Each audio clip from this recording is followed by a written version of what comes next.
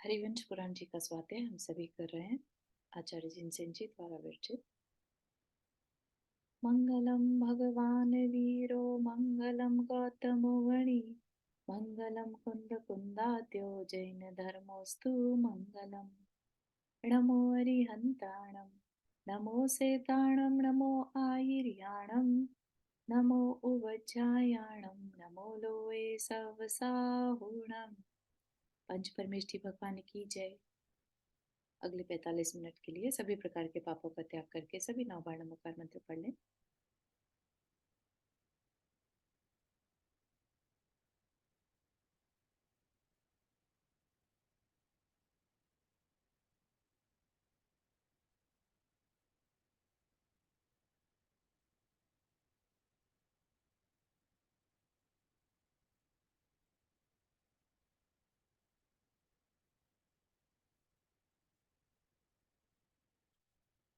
तो हमारा जो यहाँ पर वर्णन चल रहा है अभी वो है नाम कर्म के ऊपर, है ना। नाम कर्म जो कि हमारे शरीर, कैसा शरीर हमारा मिलेगा हमें, उसको डिसाइड करता है ना।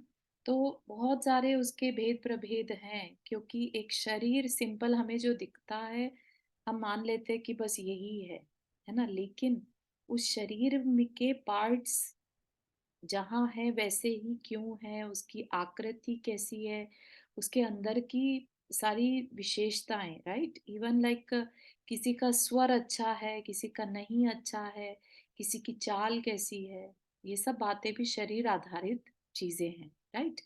तो बहुत सारी चीजें होने से नाम कर्म जो है वो उसके बारे में हम जान रहे हैं, राइट। और कल हमने देखा था कि किस तरह से शरीर संस्थान नामकरण, निर्माण नामकरण। निर्माण नामकरण में क्या था कि जो चीज जहां पर होती है, तो आइज है तो वो आइज का स्थान और प्रमाण, कितने साइज की होगी आइज, है ना, वो भी हमारा नामकरण डिसाइड करता है। कोई कह देते हो कि अरे बड़ी बड़ी आइज अच्छी लगती है, लेकिन बड़ी आइज होंगी तब जब हमारा उस तरह के नामकरण का उदय होगा, ठीक। उसके बाद हमने शरीर की आकृति देखी थी कि कोई वामन हो सकता है जिसे ड्वार्फ कहते हैं, कोई कुब्जक हो सकता है, कैसा भी हो सकता है, और कोई बहुत ही सुंदर आकृति वाला जिसे कहते हैं समचतुरस्र, है ना। Fibonacci is also another name for it, जो देखने में बहुत अट्रैक्टिव लगे, एकदम लाइक जिसमें मन रच जाए, उस तरह का, राइट। तो वो सब हमने कल देखा था। अब आगे है कि हमारे शरीर में जो मनुष्य हैं, राइट, मनुष्य हैं, तिर्यंच हैं, उनके शरीर में हड्डियां होती हैं, राइट। उनका शरीर औदारिक शरीर है, मांस, खून, ये सब होता है। तो उनके शरीर में किस तरह का सहनन होता है, ठीक है। सहनन मतलब यहाँ पर है हड्डियों का मिलना, किस तरह से, जिसके उदय से हड्डियों का परस्पर मिलन और बंधन अच्छी तरह होता है, वह सहनन नामकरण है, ठीक। तो इसका क्या मतलब है कि ये देव और नारकी के नहीं होता, राइट। ये किसके होगा, या तो मनुष्य के होगा या तिर्यंच के, ठीक। अब जिनके पास हड्डियां हैं उन्हीं के पास ये होगा। तो इसके कितने भेद है, इसके भी 6 भेद है। क्या है, वज्र वृषभ नाराज सहनन। वज्र नाराज सहनन, और सहनन ऑलरेडी बता दिया क्या है, हड्डियों का परस्पर मिलना, बंधना, ठीक। नाराज सहनन, अर्ध नाराज सहनन, कीलक सहनन और असंप्राप्त सपाटिका सहनन, ये 6 भेद है, ठीक। अब इनके थोड़े थोड़े एक्सप्लेनेशन दिए हैं। क्या है, जिसके उदय से वज्र के वेष्टन, वेष्टन मतलब कवरिंग जो है, जैसे हड्डियां है ना, उनमें भी एक कवरिंग होती है, हम अब हमारे को नहीं दिखती है, तो हो सकता है आज के टाइम में जो हड्डियां वगैरह रहती हैं वैसी इस वज्र वृषभ नाराज सहनन में ना दिखती हो, यू नो। उसमें कुछ अलग तरह का उस पे कवरिंग होती है। तो जो वज्र है वो क्या है, कवरिंग। तो वज्र की कवरिंग है उसके ऊपर। वज्र की कीलियां, कीलियां जिनसे कि वो जुड़ा है आपस में, कीलित कील होती है ना अपने नेल्स, और वज्र के हार्ड हो, वज्र की ही बोन्स या चिपकना हो, उसे क्या कहेंगे? वज्र वृषभ नाराज सहनन कहते हैं। ठीक। अब जिसमें कि वेष्टन जो है वो वज्र का ना हो, ठीक, तो वो जो है वो कहलाएगा, हाँ, जिसमें वेस्टर्न जो था चिपकना, जिसे हम कह रहे थे ना कवरिंग, वेस्टर्न क्या है? कवरिंग। ठीक, तो वो जो है वो वज्र का ना हो। ठीक है, लेकिन बाकी की दो चीजें जो उनमें आपस में जोड़ है, जैसे दरवाजों के बीच में जोड़ देने के लिए कीलें लगाई जाती है ना, इस तरह से, जो कि अगेन आज के टाइम में हमें देखने में नहीं आता, क्योंकि ये जो पहले तीन सहनन है वो आज के फोर्थ पंचम काल में होते ही नहीं। ठीक, तो इसलिए उसका एग्जाम्पल दे पाना भी बहुत मुश्किल है। तो जिसके उदय से कीलियां और हाड़ तो वज्र के हैं, लेकिन वेष्टन वज्र का ना हो, वह वज्र नाराज सहनन। पहले क्या था? वज्र वृषभ नाराज सहनन, अब वज्र नाराज सहनन। फिर जिसके उदय से हाड़ तथा संधियों की कीले तो हो, परंतु वज्रमय ना हो। इसी तरह वेष्टन भी वज्रमय ना हो, उसे नाराज सहनन कहते हैं। ठीक है, तो अब उसमें और भी कम हो गया, क्योंकि जैसे अपन सुनने में भी आता है, एक कहानी भी सुनने में आती है ना, कि महावीर भगवान के कान में कीले गाड़ी गई थी, है ना। तो इस तरह की घटनाएं होना, इस तरह के उपसर्ग जो होते हैं तीर्थंकरों पर भी होते हैं, और हम मुनि महाराज के बारे में भी सुनते हैं, जैसे अम, सुकोमल सुकोशल मुनिराज, जिनके की स्यालिनी खा रही थी उनके, है ना। तो इस तरह की पॉसिबिलिटी, और ऐसे में भी उन्हें केवल ज्ञान हो गया, तो उनका शरीर ही अपने आप में पहली बात तो वज्र वृषभ नाराज सहनन के साथ बना हुआ होता है, क्योंकि उसके बिना अम, केवल ज्ञान पॉसिबल नहीं है। पहला सहनन जरूरी है। हाँ, उमा जी अपने हाथ रेस किया, आप म्यूट पर हैं।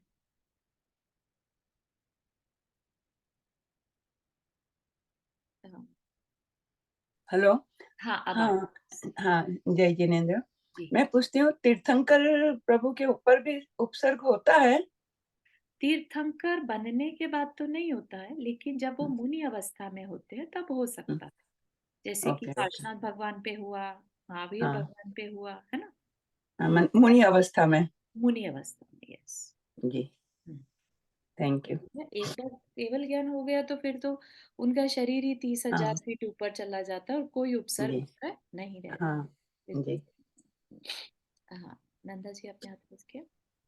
हाँ, मैं ये पूछ रही थी, ये जो आदिनाथ भगवान का 6 महीने का वो नहीं हो पाया था आठ, ये मुनि अवस्था थी या तीर्थंकर मुनि अवस्था? अवस्था, मुनि अवस्था, क्योंकि तीर्थंकर में वो आहार ग्रहण नहीं करते।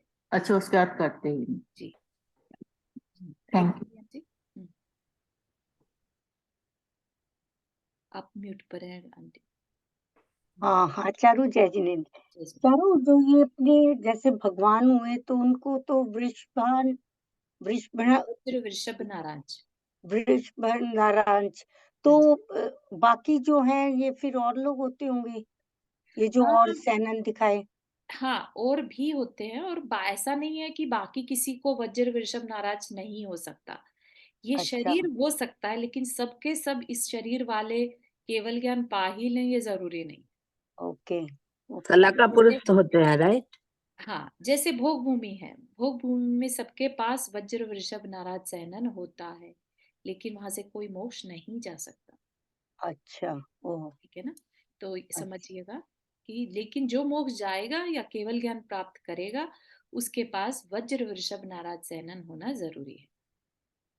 ठीक है। ओके। हम्म। और चारू, एक चीज ये वेस्टर्न जो तुमने कवर करना बताया, जैसे पहले इंडिया में हम सुनते थे हम्म। कि जिनवानी को कवर करो वेस्टर्न से, तो हाँ। वो एक ही चीज है या अलग अलग है? वेस्टर्न मतलब होता है कवरिंग। ठीक कवरिंग है, तो अब वो वो कवर किसी भी चीज पे हो सकता है, किसी चाहे भी वो चीज हड्डी का पे हो हो, सकता है। चाहे वो ओ, कपड़े का हो, चाहे वो किसी चीज का भी हो, अंदर ही अंदर बॉडी की संरचना यू नेवर हाँ, नो, है ना। ठीक है ठीक है हाँ, तो ठीक है, इस थैंक तरह यू। से तो आज के टाइम में ये 3 सहनन होते ही नहीं जो इस पे रिसर्च करी जा सके, ओ, है ना? हाँ, क्या ये वो तो है। मतलब वज्र वेस्टर्न, परंतु वेस्टर्न ब्रज का न वज्र, हो, वृषभ, नाराज, ये है ना? तो अपन तीर्थंकरों को होता है ना। तीर्थंकर को होता है, बाकी को भी हो सकता है, हम्म, ठीक है? तो ऋषभ जो वर्ड है ना, वृषभ, हम्म, वो हम्म। उसका क्या मतलब है? वेस्टर्न। वेस्टर्न का मतलब क्या हो, मतलब वेस्टर्न का मतलब होता है कवरिंग, हड्डी के ऊपर भी कवरिंग होना। तो अच्छा। सीधा जैसे आज की डेट में क्या होता है, कुछ भी हर्ट हो गया लेट से, फटाफट से हड्डी टूट जाती हम्म, है ना? तो पहले के टाइम में वो इतनी मजबूत हुआ करती थी कि वज्र, जैसे कि सबसे कठोर धातु जो होती है वज्र, हाँ, उसकी तो पहले से तो बनी हुई, है ना? और उसमें भी उसके ऊपर लेप जो है, जो भी कवरिंग है, वो सबसे स्ट्रॉन्ग कवरिंग उसके ऊपर, तो एक तरह से बहुत ही अन ब्रेकेबल टाइप का सम उसको होता है। वेस्टर्न बोलते हैं, मतलब वज्र तो हड्डी हो गई, वज्र के समान वज्र, हड्डी। वज्र नहीं, हड्डी नहीं हुई, सहनन जो है वो है हड्डियों का समूह। तो कैसी हड्डियों का समूह? तो वो बताया वज्र, वृषभ, नाराज, सहनन। तो वज्र का वज्र तो मतलब, स्ट्रांग हो गया ना, वज्र हाँ, वज्र हो गया जैसे हाँ स्ट्रॉन्ग, जिसे कि तोड़ा ना जा स्ट्रॉन्गेस्ट। सके। वज्र के समान तेज, स्ट्रॉन्ग। हाँ, जैसे वज्र, हनुमान जी का भी तो दिखाया था ना कि वो जो गिर पड़े बच्चा होके पत्थर पे। गिरे तो उनसे चट्टान टूट गई, लेकिन शरीर को कोई चोट नहीं आई। वेस्टर्न मीन ऊपर की स्किन हो गई वेस्ट। नहीं, स्किन, कवर, स्किन तो नहीं कवर। कहेंगे, हड्डी, मीन्स ऊपर पता का नहीं। रहेगा ना, वेस्टर्न मीन्स जो हाड़ों के ऊपर रहता है वेस्टर्न, वही वेस्टर्न हो गया है ना। देखिए इसमें क्या हम्म। है, हड्डियों को जिससे बांधा जाए, तो ऐसा समझ में आ रहा है कि जो वज्र, वृषभ, नाराज है, उसमें हड्डियां ना सिर्फ आज के टाइम में हम देखते हैं कैसी रहती हैं, हड्डियां आपस में हाँ, जुड़ी हुई, सिर्फ चिपकी हुई सी रहती हैं, कुछ मांस मांस से, हाँ या कुछ एक दूसरे के अंदर नसों attach- और मांस से रहती है, बंधी होगी। नहीं हाँ नहीं नहीं नहीं अनीता जी, आप देखिए स्केलेटन होता है, वहां कोई मांस नहीं है, हाँ लेकिन फिर भी स्केलेटन बना है। तो हाँ हड्डियां आपस में जुड़ी तो हैं, हाँ हाँ। राइट? तो वो या जो जुड़ना है वो क्या है? कीलक सहनन है आज के टाइम में, वो ओके, अंदर में फंसी रहती है, ओके ओके ओके ठीक सब। है? और पहले के टाइम में या ये वाले नाराज सहनन में वो क्या है, हड्डियां सिर्फ जुड़ी हुई नहीं है, उनके ऊपर वो कील से जुड़ी हैं पहली बात, और उसके हम्म, बाद उनके ऊपर भी एक कवरिंग है, जो आज के टाइम में पॉसिबल ही नहीं है, ओके ठीक है? तो ये एक स्पेशल हो गया, इसमें आप मांस को मत लीजिए, स्किन को मत लीजिए, ओके ओके ये ठीक है। स्केलेटन की बात चल रही हम्म। है। तो थैंक चारू, ये केवली, जितने केवली भगवान होते होंगे उनके भी तो वज्र, वृषभ, नाराज, सहनन होता हो या बिल्कुल नहीं? बिल्कुल बिल्कुल, केवल ज्ञान हो ही नहीं सकता, वज्र, वृषभ, नाराज, सहनन अगर नहीं है तो ओके। केवल ज्ञान नहीं हो सकता। और ये एक वन ऑफ द रीजन कि जो स्त्री है, उनको पहले 3 सहनन नहीं होते, ठीक? अच्छा। अब जब वो होते ही नहीं तो वो केवल ज्ञान को भी प्राप्त नहीं कर सकती, हम्म। इसीलिए स्त्रियां मोक्ष नहीं जाती, एज पर दिगंबरा में, और ठीक है? चारू, सीता जी तो चली गई, अच्छा मोक्ष नहीं गई, सॉरी, हारिका मोक्ष तो बनी बाद ना में। वो पहले, और फिर अभी हारिका वो बनी बन है, गई। हाँ हाँ। हम्म, ठीक है, वो तो स्वर्ग में है, ठीक है ठीक हाँ, है। ठीक है, okay, thank you so much, thank you. चलिए आगे बढ़ते हैं। तो 6 तरह के बता दिए, पहले 3 की बारी बता रहे हैं जहां पर वज्र है ना? नाराज है, नाराज मतलब कीले, कीले से जुड़ा हुआ हड्डियां है, ना कि आज के टाइम में, अभी आगे पढ़ेंगे हम, जो आज के टाइम में 3 होते हैं पॉसिबल, वो क्या है? अर्धनाराज, कीलक और असंप्राप्त सिरपाटिका। तो वो 3 भी देख लेते हैं कि जिसके उदय से हड्डियां आधी कीलो से सहित हो, उसे अर्धनाराज सहनन कहते हैं। हड्डियों में जो जुड़ी हुई हड्डियां हैं वो आपस में आधी कीलो से, ठीक है? तो आधी कील जैसा कुछ आधा वहां पर होता है, और जिसके उदय से हाड़ परस्पर कीलित हो, उसे कीलक सहनन कहते हैं, ठीक? तो जिसमें कीलक मतलब कि नोक से एक दूसरे के अंदर फंसी हुई हो, ठीक है, अलग से कोई कील ना हो, उसे कीलक सहनन कहते हैं, ठीक? और असंप्राप्त का सृपाटिका, जिसमें कि आ, जैसे वो सिर्फ हड्डियां नाम की जो चीज है, बहुत ही कह लीजिए कि सॉफ्ट, इतना सॉफ्ट है कि एक तरह से मांसपेशियां और बस नसें ही जिसमें उन्हीं से वो बंधी हैं। ठीक है, जैसे कि जो रेंगने वाले होते हैं ना, वो जीव जो होते हैं, राइट, तो वो असंप्राप्त सृपाटिका। ठीक। दो इंद्रिय से लेके जो असंगी पंचेंद्रिय तक के जीव जो हैं, उनमें कौन सा सहनन रहता है? असंप्राप्त सृपाटिका। ठीक, तो इस तरह का बिल्कुल ही हड्डियां बिल्कुल भी जुड़ी भी ना हो कहीं से भी, तो एक स्ट्रक्चर जैसा नहीं फील होगा उसमें, है ना, तो वो असंप्राप्त सृपाटिका। तो ये 6 सहनन बताए। अब जिसके उदय से शरीर में स्पर्श की उत्पत्ति होती है, स्पर्श मतलब स्किन, स्किन कैसी होगी, ठीक है, उसका टच में वो कैसा होगा, तो वो चीज बता रहे हैं। ठीक, तो क्या क्या है स्पर्श नामकरण में? कड़ा, कोमल, गुरु, लघु, स्निग्ध, रुक्ष, शीत और उष्ण के भेद से 8 प्रकार का है। तो यहाँ पर उसके एक्सप्लेनेशन तो नहीं दिया है, लेकिन अगर हम देखें, हमें देखना है अगर, तो क्या कहेंगे इसको? जो छूने में कड़ा मतलब कठोर फील हो, जैसे कि मगरमच्छ की स्किन देखें कैसी होती है, राइट, और एक इवन डॉग की टच करते हैं, फर रहते हैं, राइट, तो हर एक का अलग अलग स्पर्श हो सकता है, राइट। इवन इसमें हमें जो एक इंद्रिय वनस्पतियां हैं उनको भी ले लेना है, सब कुछ आ जाएगा इसमें, राइट। तो कोई ड्राई फील होता है, कोई चिकना फील होता है, कोई ठंडा फील होता है, कोई गर्म फील होता है, ठीक है ना, कोई बड़ा कोई छोटा। तो ये सब जो चीजें हैं ये स्पर्श से रिलेटेड हो गई। अब जिसके निमित्त से रस में भेद होता है, ठीक है, तो रस भी तो एक तरह का नाम कर्म है, कि जैसे वनस्पतियां हैं, राइट, या हम ये कह लें कि ब्लड में भी एक टेस्ट है, या किसी के मांस जो खाया जाता है उसमें भी कोई ना कोई टेस्ट तो है ना। तो इस तरह से रस नामकर्म कहा गया। तो रस जो है वो कितने हैं? 5। कटुक कड़वा, तिक्त, तिक्त मतलब कषैला, कषाय, आम्ल और मधुर, है ना, कड़वा, तीखा नहीं, यहाँ पर क्या आ जाएगा ये? 5। तुरा, तुरा जैसे बोलते हैं ना, जैसे आंवले का टेस्ट कैसा होता है, तुरा तुरा सा, कटुक, तिक्त।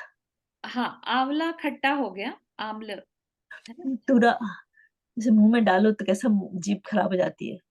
हाँ, तो हमारे पास क्या नाम है? चरपरा बेसिकली, है ना, कड़वा, कषैला और तिक्त मतलब चरपरा। कषाय मतलब कषैला, आम्ल खट्टा और मधुर मीठा। ये 5 जो हैं ये टेस्ट के भेद हैं, ठीक है। खाने में भी जो हम वनस्पतियां खाते हैं तो उनमें भी एक रस नामकरण है। रीटा आंटी आपने हाथ रेज किया। आप म्यूट पर हैं। I am sorry. हाँ, कसाई का मीनिंग क्या है इसमें? कषाय मीन्स कषैला। कषैला एक तरह का कड़वा से थोड़ा बेटर होता है, जैसे करेला होता है ना, हाँ एक नीम भी एक टेस्ट है, कषैला, है ना, इस तरह से। तो आप उसी को लीजिएगा कषैला, ठीक है, जो थोड़ा सा कड़वापन लिए हुए हो, ठीक है, वैसा। तोरू का ये ना हम्म। ओके। तो तिक्त तो तुरा होता है ना? तिक्त तो हो गया हमारा चरपरा। चरपरा हो गया, जैसे आ, चरपरा यहाँ पर वो आ जाएगा ना, थोड़ा सा खाने में स्पाइसी टाइप का, जैसे काली मिर्च, चरपरा कहेंगे ना उसे, है ना, तीखापन जिसमें हो। ओके। और ऊपर वाले वाक्य में था ना कि ये गुरु और लघु, हाँ, राइट, वो 8 प्रकार के भेद है। हाँ जी। तो गुरु लघु को यहाँ पर हाँ लेंगे, भारी और हल्का। स्पर्श में भी होता है भारी और हल्का? स्पर्श ये में, हाँ, छूने में हमें कैसा लग रहा है, वो हल्का है कि भारी है, ऐसा। अच्छा, हाँ। ओके इसमें ओके। अपन एक इंद्रिय को लेंगे ना, किसमें? इसमें स्पर्श में। स्पर्श में एक इंद्रिय जरूरी नहीं है, पंचेंद्रिय भी हो सकता है। जैसे अभी बताया, मगरमच्छ की स्किन कैसी होती है, बहुत कठोर टाइप की, है ना। और पक्षियों की, या जो पालतू जानवर हैं जिनके ऊपर फर हैं, वो पंचेंद्रिय हैं, है ना, संगी मतलब एक इंद्रिय पंचेंद्रिय। पंचेंद्रिय सब में होगा, मतलब ये। हम्म और सबको ही लेना है इसमें, एक इंद्रिय भी आ जाएंगे। शीत में जैसे आइस हो गई, है ना, तो वो हो गया। उष्ण हो गया तो जो गर्म कुछ है, जैसे अग्नि हो गई, तो सब कुछ आ जाएगा। ठीक है। हाँ, जो हल्का भारी है, जैसे रुई है, कॉटन है, तो वैसा हल्के में आ जाएगा। ये तो चारों पांचों इंद्रियों, पांचों उसमें वो उसमें सब एक इंद्रिय से लेकर पंचेंद्रिय तक सब में आएगा हाँ, ना। सब पे कुछ ना कुछ अप्लाई हो सकता है ना। ठीक है। हम्म ठीक है। अब है नेक्स्ट, गंध नाम कर्म। होता है ना ऐसा, कभी कभी किसी के शरीर से बहुत अच्छी सुगंध आती है और किसी के शरीर से दुर्गंध आती है। एक स्कंक नाम का एक जानवर नाम सुना होगा, राइट। उसके शरीर से बहुत खराब स्मेल आती है, तो कोई उसके पास नहीं जाना चाहता। वो भी एक नाम कर्म है उसका, है ना। उस जीव ने ऐसे कर्म किए होंगे जो आज उसको इस तरह का दुर्गंध नाम कर्म का उदय हो रहा है। मनुष्य में भी ऐसा पॉसिबल है कि सुर्गंध दुर्गंध टाइप की नाम कर्म का उदय हो। पीछे किसी ने, अपन ने देखा था ना, कई कहानियों में भी आता है ना। तो मुनि महाराज हैं जैसे, तो उनके भी जो है दुर्गंध नाम कर्म का उदय नहीं रहता, राइट। उनके शरीर से सुगंधी आती है, जो कितना भी शावर नहीं लेते, कुछ नहीं, फिर भी कभी दुर्गंध नहीं आती, है ना। तो इसी तरह से और भी जगहों पर लेना, जैसे फूल हो गए वनस्पति में, उनमें भी खुशबू आती है। केसर हो गया, राइट। अब है, जिसके निमित्त से वर्ण में भेद होता हो, वह वर्ण नाम कर्म है। अलग अलग शरीर के कलर हो सकते हैं, है ना, तो वो यहाँ पर आएगा। यह कृष्ण, नील, रक्त मतलब लाल, पीला और शुक्ल यानी सफेद के भेद से 5 प्रकार का है। बाकी सारे जो कलर हमें दिखते हैं, हरा वगैरह, वो इन्हीं से मिलकर बनते हैं, तो मेन 5 ही होते हैं। जिनके उदय से विग्रह गति में पूर्व शरीर की आकृति का विनाश ना हो, वह नरक, गत्यानुपूर्वी आदि के भेद से 4 प्रकार का आनुपूर्वी नामकर्म है। तो यहाँ पर ये क्या है, विग्रह गति। पहली बात तो ये जो नामकर्म है, ये सिर्फ विग्रह गति में ही उदय में आता है। पर विग्रह गति कौन सी? एक शरीर को छोड़ने से लेके दूसरे शरीर को ग्रहण करने तक, जो अपन ने देखा था, एक समय से मैक्सिमम 4 समय हो सकते हैं, है ना। तो उतने समय में जो गति होती है, ना मनुष्य कह सकते उसको, ना नरक, नरक ना तिर्यंच ना देव, राइट। उसे क्या कहते हैं? विग्रह गति। अब ऐसे में विग्रह गति में शरीर की आकृति मेंटेन रह सकती है। आकृति कह रहे हैं, शरीर नहीं मेंटेन रहता, शरीर की आकृति। तो जो आकृति है वो पूर्व शरीर की होने से उसको क्या कहते हैं? आनुपूर्वी, मतलब पहले वाले शरीर की आकृति मेंटेन होना उस नामकर्म के कारण होता है। तो जैसे कोई मनुष्य है और नरक में जाना है, राइट, तो उस विग्रह गति में उसकी आकृति, उसकी आत्मा की आकृति कैसी रहेगी? मनुष्य के आकार की। ठीक है, तो उसको क्या कहेंगे? नरक गत्यानुपूर्वी। चारू एक बार इस लाइन का प्लीज दोबारा बताओगे, कुछ समझ नहीं आया जरा। हम्म ये बेसिकली इतनी डिटेल में जा रहे हैं, और ये बहुत देखकर आश्चर्य भी होता है कि तीर्थंकर भगवान के नॉलेज में सब चीजें आई, राइट। तो उन्होंने नाम कर्म में ये भी बताया कि विग्रह गति में आकृति कैसी होगी। तो कहा कि अगर आनुपूर्वी नामकर्म का उदय है, तो जो पूर्व शरीर था उस वाले शरीर की आकृति के साथ वो अगले शरीर या अगली गति में जाएगा। तो वो तो चारों हर एक आदमी का यही नहीं कहते कि जो जैसे इसका शरीर छूटते हुए हुआ वैसे ही उसी में विग्रह गति में जाता है। नहीं, जरूरी नहीं है, इसीलिए बता रहे हैं यहाँ पर अच्छा आनुपूर्वी नामकरण का उदय है तभी होगा। अच्छा, ठीक है, ओके। हाँ, मैं भी यहीं पे थोड़ा सा क्लैरिफिकेशन चाहती थी कि जैसे आपने कहा नरक गति में जा रहा है, तो नरक गति में वहां पर जो उसका रूप होगा वो आदमी का रूप होगा। तो ऐसे ही क्या देव गति में जाएगा तो वो वही रूप लेके जाएगा या उसका रूप बदल जाएगा? देव बनता है अगर वो कोई मनुष्य अगर मर के देव बनता है तो उसका रूप बदल जाएगा तो या अगर आनुपूर्वी नामकरण का उदय है तो जितनी देर वो विग्रह गति में है, कितनी देर तक है? मैक्सिमम एक समय चार से लेके समय। 4 समय, है ना? अच्छा तो अच्छा, जो मतलब उतनी नया देर शरीर होगी। धारण करने से पहले का जो है, एग्जैक्टली, उसकी बात कर रहे हैं। तो मतलब जो आत्मा का रूप हो गया इसका आत्मा मतलब। का रूप है, शरीर तो है ही नहीं वहां पर, है ना? हाँ, तो आकृति, आत्मा इसीलिए वर्ड यूज किया, आकृति। जैसे तो सिद्ध है ना? सिद्ध भगवान होते हैं, वो एक आकृति लिए हुए रहते हैं ना। हाँ हाँ, तो पहले इसी वाली। तरह से विग्रह गति में जो आकृति बनी होगी वो किसकी होगी? वो पूर्व शरीर की आकृति होगी। बट चारों जी ये तो सबकी होगी ना, मीन्स जो भी जीव कोई भी एक गति से दूसरी गति जाता है तो उसकी पहले वाली गति की आकृति तो होगी ही उसके आत्मा के हाँ, साथ। आई थिंक ये जरूरी नहीं है, तभी यहाँ पर इसका वर्णन किया है, आनुपूर्वी नामकरण का उदय होगा तभी ऐसा होगा, है ना? तो किसकी आकृति नहीं हो सकती? हाँ, वो एक बार और देख लेंगे, एक्चुअली मुझे अभी क्लिक नहीं हो रहा है। तो इसका ऑपोजिट भी कुछ होता है कि नहीं, या सभी के ये कर्म उदय में कोई होगा ही ध्यान होगा? नहीं आ रहा। प्रमाण सागर महाराज जी ने एक बार बताया था कि किन किन की इनकी ऐसे जाती है। हाँ। शायद निगोद वाले जीव की होती होगी, राइट? पता नहीं। नहीं, निगोद में की नहीं बात करें यहाँ पर, मतलब सभी के साथ है ये, है ना? पूर्व शरीर शरीर तो सभी का चेंज होता है। हम्म,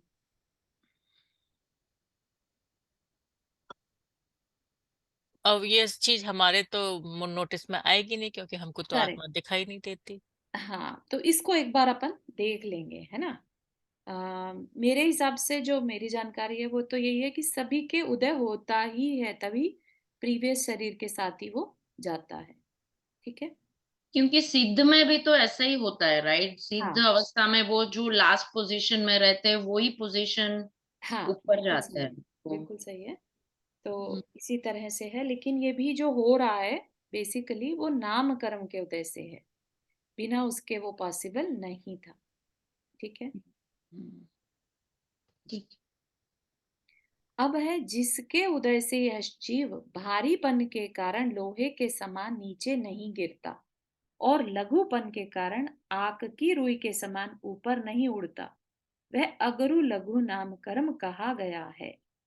अगरु लघु नाम कर्म मतलब कि ना तो एक्सेप्शनली भारी हो जाए कि किसी से उठे ही ना, और ना ऐसा एक्सेप्शनली हल्का हो जाए कि उड़ ही जाए। ठीक है। तो जो एक शरीर में एक प्रॉपर मेजरमेंट रहता है ना, वो चीज होना, वो क्या है? अगरु लघु नाम कर्म। ठीक है, ना ज्यादा भारी ना ज्यादा हल्का, है नहीं ना? तो अपना जैसे ये शरीर। कह रहे हैं कि उठ नहीं सकता, तो उठ नहीं सकता का क्या मतलब? कि नीचे नहीं गिरेगा, लोहे के आ, समान नीचे नहीं गिरता, तो ये क्या मतलब? हाँ, लोहे के समान नीचे नहीं गिरता मतलब कि भारी हो जाए कोई चीज, नहीं उठ पा रही है तो नीचे गिरेगी, है ना? वो उठ ही नहीं रहा है वहां से। ठीक है। और या ये कि आक की रुई मतलब कि एक प्लांट होता है आक, उसकी जो कॉटन है वो इतनी हल्की है कि वो उड़ती ही रहती है ऊपर। ठीक है। नहीं तो ये जीव के बारे में बता रहे हैं, ये तो हाँ, ये जीव के बारे में, बॉडी के बारे में बता रहे हैं कि बॉडी कभी भी इस तरह से, देखिए आप किसी को भी नोटिस करिएगा, कोई भी ऐसा जीव नहीं है कहीं जो उठ ना सके, हम्म, है ना? तो ये किस वजह से है कि हम इतने, ना तो इतने हल्के हैं कि उड़ते ही रहें, है ना, हाँ। और ना इतने हैवी हैं कि उठ ही ना पाए। तो ये अगुरु लघु नामकरण के कारण है। ठीक है, थैंक यू। तो ये तो बहुत सारी ग्रेविटी के साथ नहीं है, ग्रेविटी ग्रेविटी के साथ भी किस पे कितनी ग्रेविटी है वो भी तो मैटर करेगा ना, कि हमारी ग्रेविटी ऐसी नहीं है कि हम दूसरा पैर ना उठा पाए या हमें कोई उठा ना सके, है ना। जैसे एयरलिफ्ट किया तो एयरलिफ्ट कर पा रहे हैं, ये नहीं कि बस नीचे पड़े हैं तो पड़े हैं।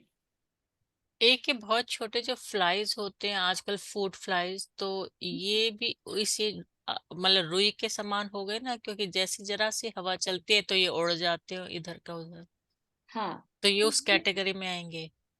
ये उस कैटेगरी में आएंगे।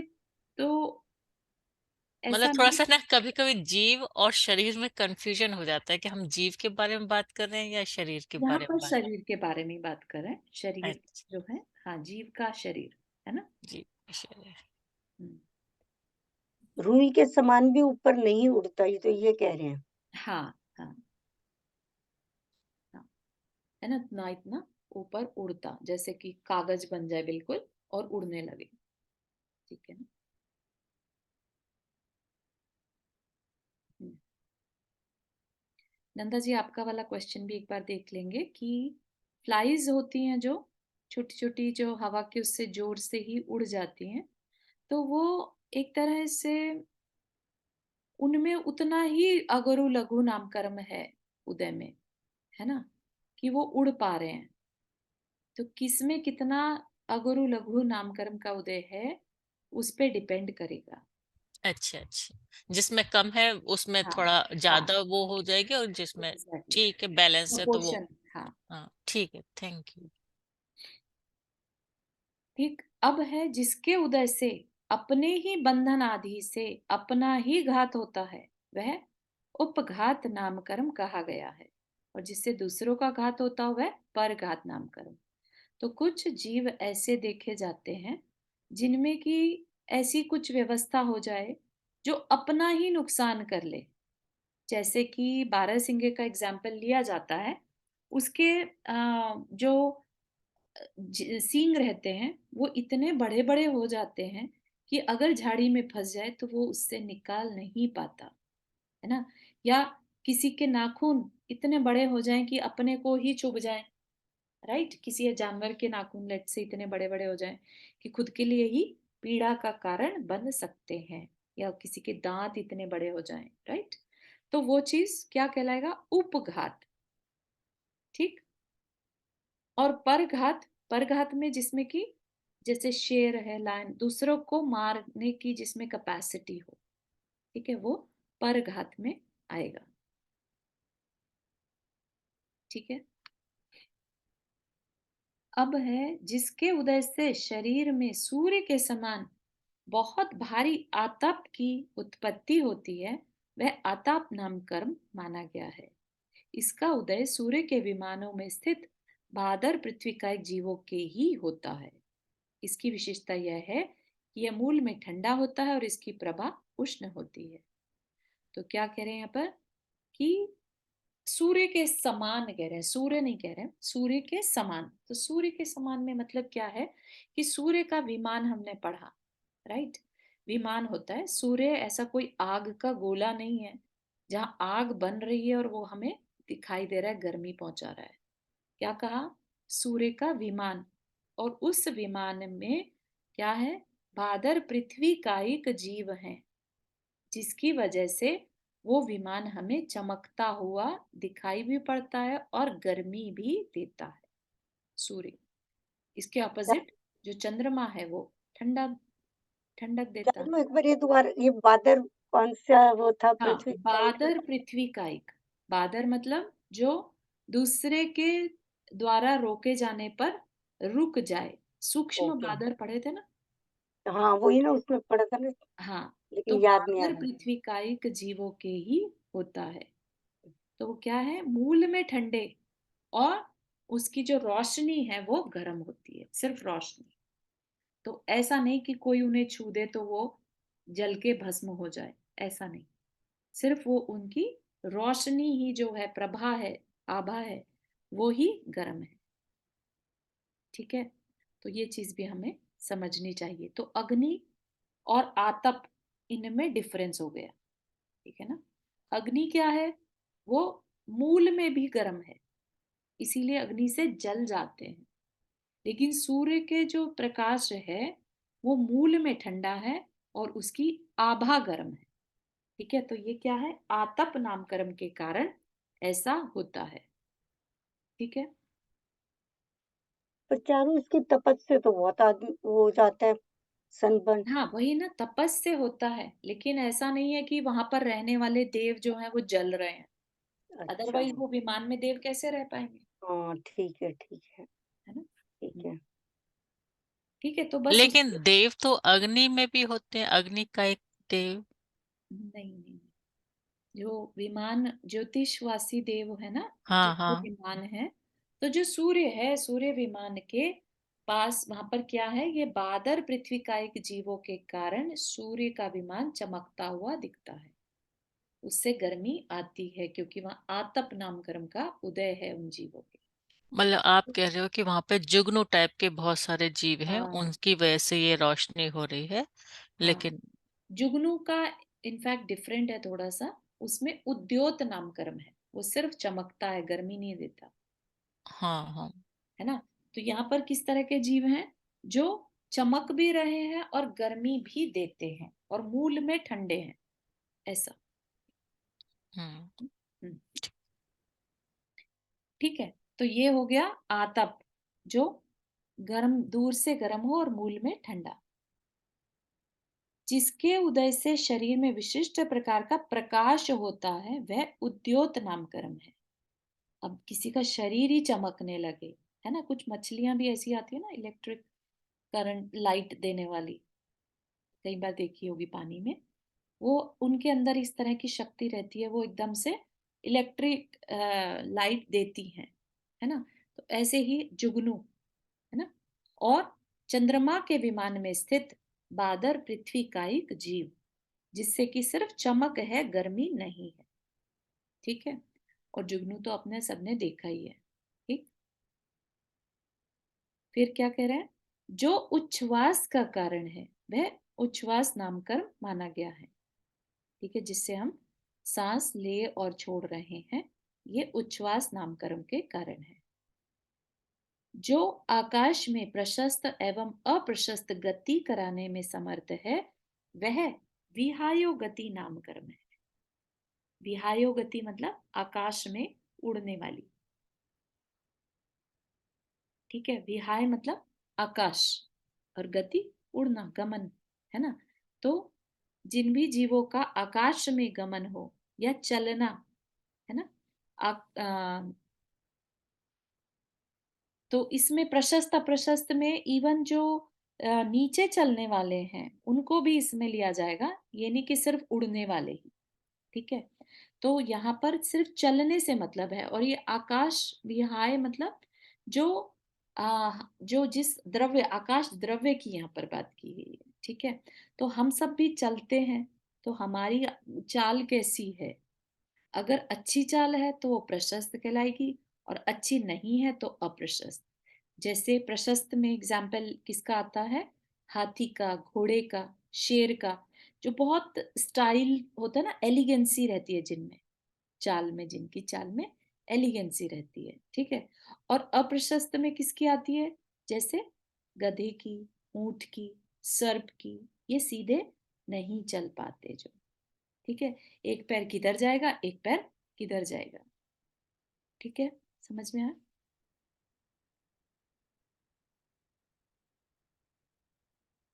जिसके उदय से ऐसे शरीर की रचना हो जो सदा एक ही आत्मा के उपभोग का कारण हो, वह प्रत्येक शरीर नामकरण है, ठीक है। तो यहाँ पर क्या कहा कि एक शरीर में एक आत्मा हो अगर, तो वो प्रत्येक नामकरण, जैसा हमने वनस्पति के का में पढ़ा था ये, है ना। और जिसके एक शरीर में अनेक जीव रहते हों, तो वह साधारण नामकरण, जैसे आलू का एग्जाम्पल लेते हैं, तो आलू क्या पर है, चारू साधारण। ये तो आत्मा की बात कर रहे हैं, आलू में तो जीव वाली बात हुई ना। ये तो आत्मा कह रहे हैं, एक ही आत्मा के उपभोग हाँ का हाँ, कारण। एक शरीर में एक ही आत्मा हो, ठीक तो है, तो वो शरीर में तो प्रत्येक। एक ही आत्मा होगी। नहीं, ऐसा नहीं ना, वही कह रहे हैं ना।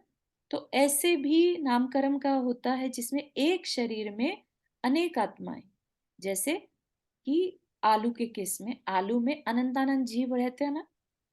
अच्छा, तो वो आत्मा भी अनंत आलू होगी। शरीर हो गया और उसमें हाँ रहने वाले अनंतानंद जीव। हाँ, जितने जीव हुए उतने आत्मा हो गए, हाँ, ठीक है। है ना। ठीक है। ठीक।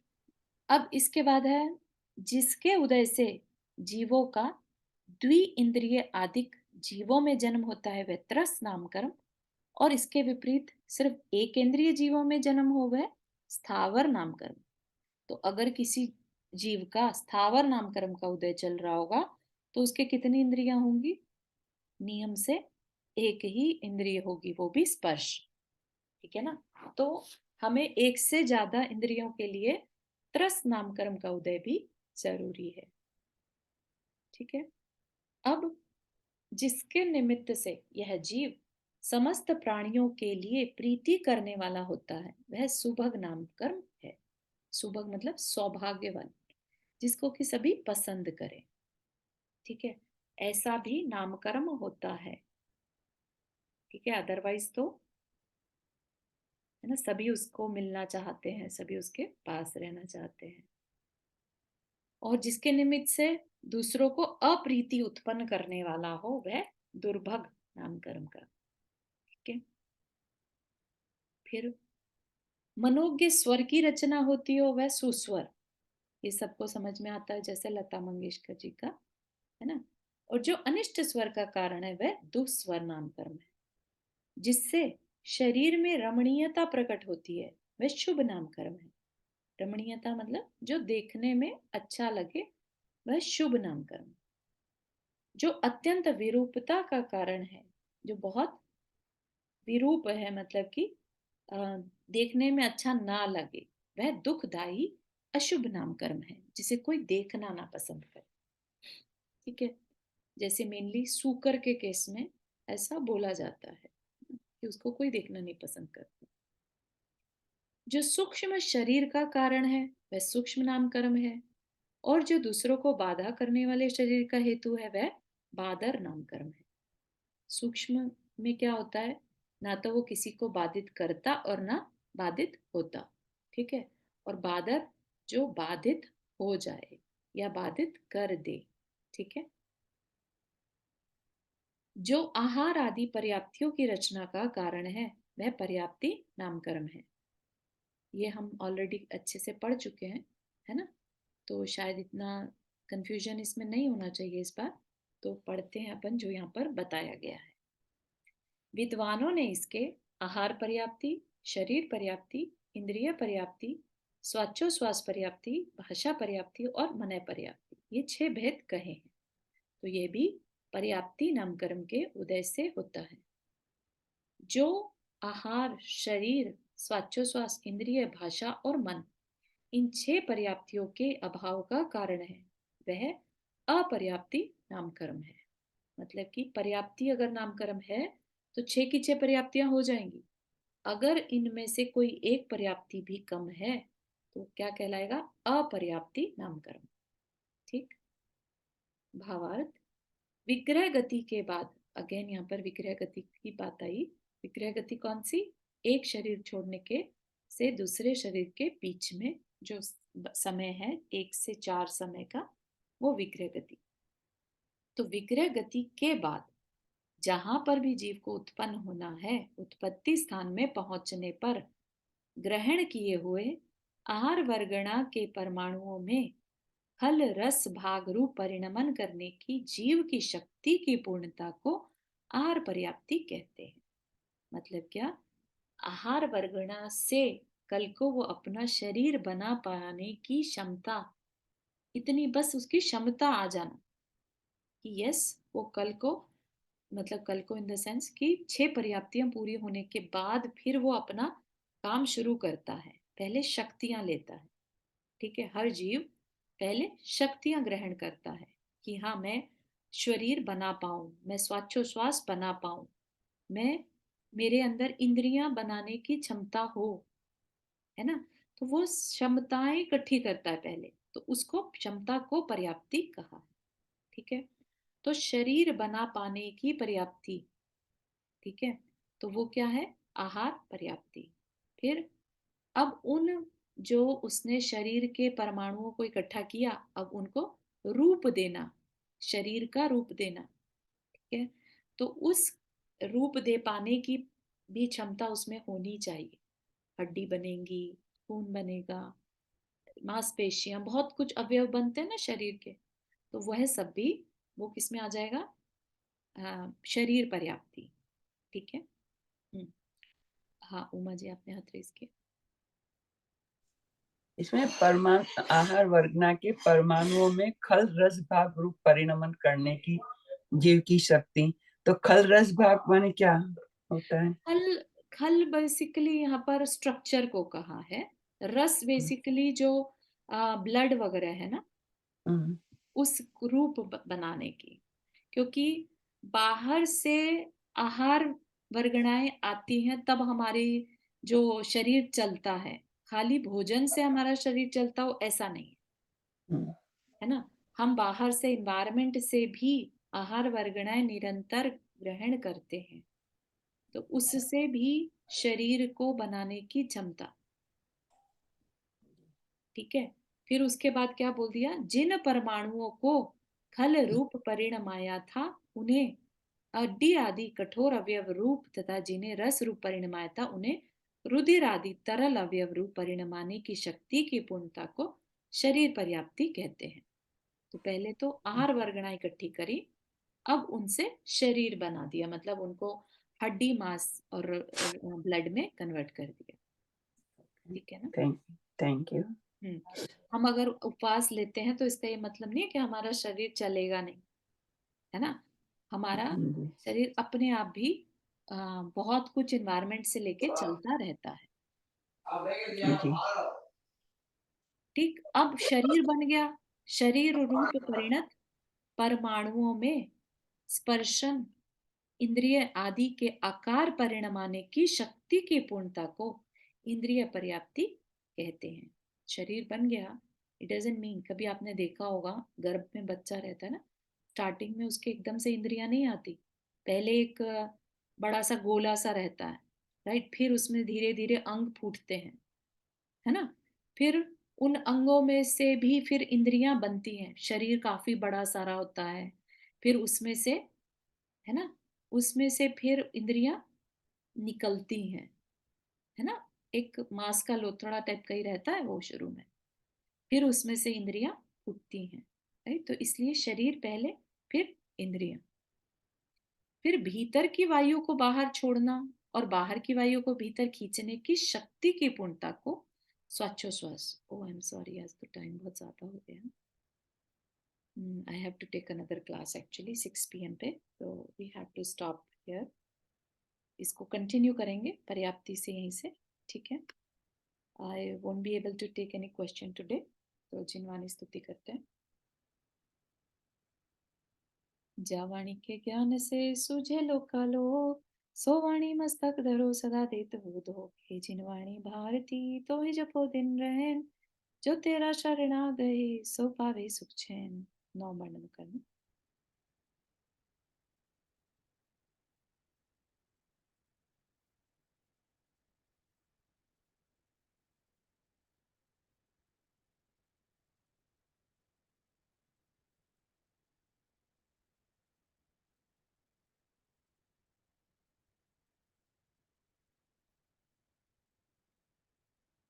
जय जिनेन्द्र सभी को। जय जिनेन्द्र जिनेन्द्र सभी को। जय जय जिनेन्द्र सभी को। आपकी बुद्धि